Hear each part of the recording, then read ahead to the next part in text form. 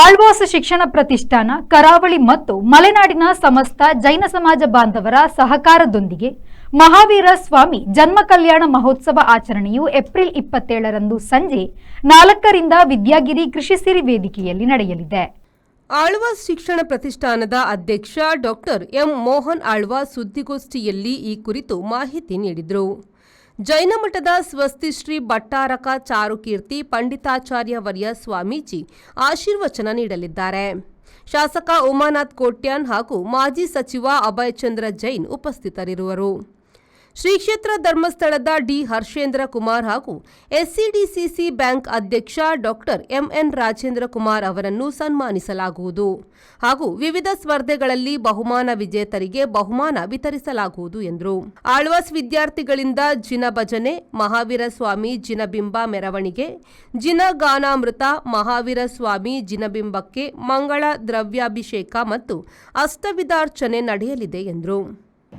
ಆಶೀರ್ವಚನವನ್ನು ಪರಮಪೂಜ್ಯ ಸ್ವಸ್ತಿ ಶ್ರೀ ಭಟ್ಟಾರಕ ಚಾರುಕೀರ್ತಿ ಪಂಡಿತಾಚಾರ್ಯವರಿಯ ಮಹಾಸ್ವಾಮೀಜಿಯವರು ಜೈನ ಮಠದವರು ಆಶೀರ್ವಚನ ಕೊಡಲಿಕ್ಕಿದ್ದಾರೆ. ಶ್ರೀ ಉಮಾನಾಥ್ ಕೋಟ್ಯಾನ್ರವರು ಮತ್ತು ಅಭಯಚಂದ್ರ ಅವರು ಮುಖ್ಯ ಅತಿಥಿಗಳಾಗಿದ್ದಾರೆ. ಈ ಸಂದರ್ಭದಲ್ಲಿ ಇಬ್ಬರು ಮಹನೀಯರಿಗೆ ಅವರು ಮಾಡಿದಂಥ ಕೆಲಸಗಳನ್ನು ಗಮನಿಸಿಕೊಂಡು ನಾವೆಲ್ಲರೂ ಸೇರಿಕೊಂಡು ಅವರಿಗೊಂದು ಆ ಸಮಯದಲ್ಲಿ ಸನ್ಮಾನಿಸಲಿಕ್ಕಿದ್ದೇವೆ.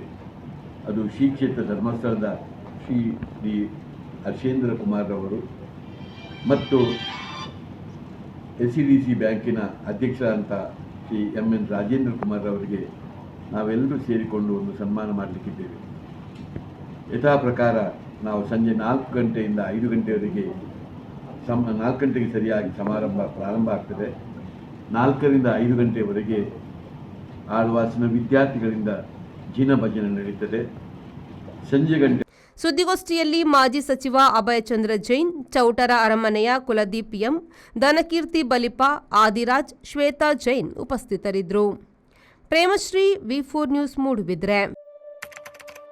Our vibrant workspace at Ajanta energizes the team, boosting efficiency and productivity.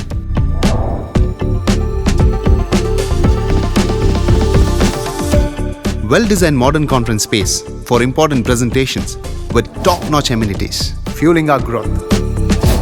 We are ready to expand to Ashoka Business Center as our next upgrade.